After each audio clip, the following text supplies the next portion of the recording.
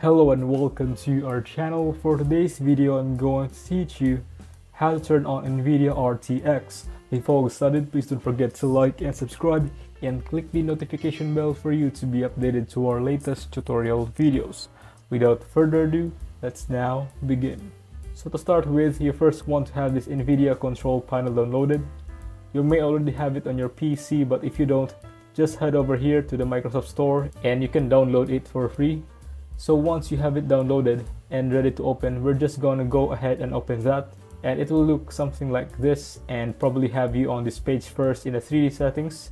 So what you want to do is you want to look on the left hand side and just go down to the very bottom where you can see this video tab. All you can do is select the bottom one, adjust video image settings. Now to start with, if you've got multiple monitors like I do, you basically want to switch to the one you are using the most for gaming or whatever. I'm just going to use my first one for this case, but if you're using multiple monitors, make sure to do this for all of them. Okay, so first select which ones you want, and then secondly in the bottom right corner there is an option for RTX video enhancement. So what we're going to do is we're just going to activate its super resolution, and we can also set the quality, but what it recommends down here is to reduce the quality if additional GPU performance is needed.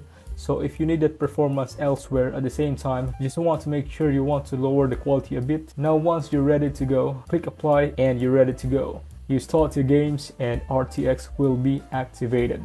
If you find this video helpful, leave a thumbs up, share to your friends, and hit the subscribe button. Thanks for watching, and I'll see you soon in the next video.